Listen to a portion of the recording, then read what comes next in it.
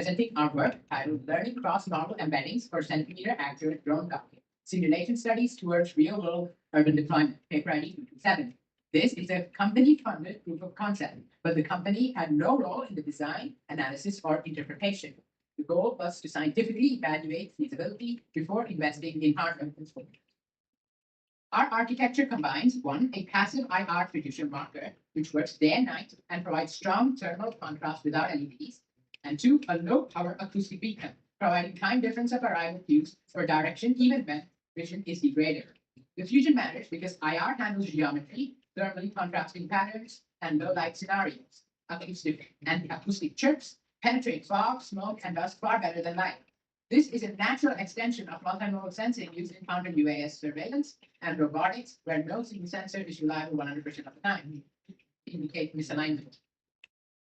We generated a data set of 2,000 IR audio pairs, 1,600 for training, and 200 each for validation and testing.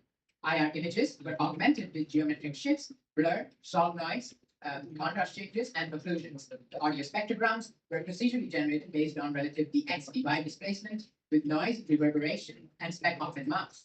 Why simulation? Because this was a concept validation before hardware investment. Simulation lets us stress test failure cases cheaply. If the idea didn't work here, we would abandon the concept and save resources.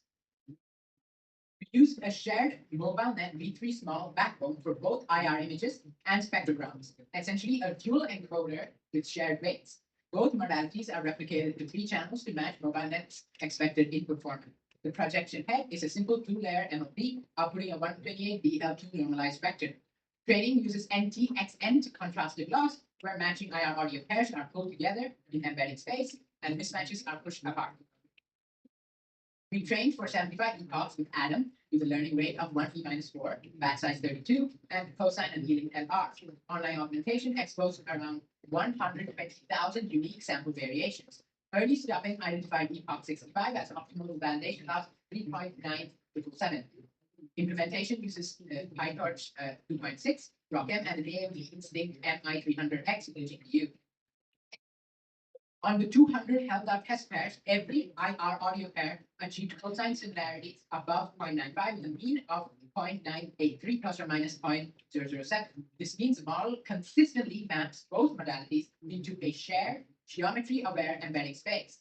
We emphasize this is necessary but not yet sufficient for centimeter-level control. The next step is adding a regression head to predict DX/DY, bad weather conditions. Yeah, and so we are showcasing a method where this is very cheap to set up in each destination.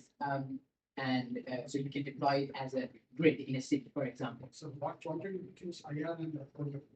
Well, because we have found that LiDAR and things like that are expensive, and IR is as in visual methods are similar. Why don't you choose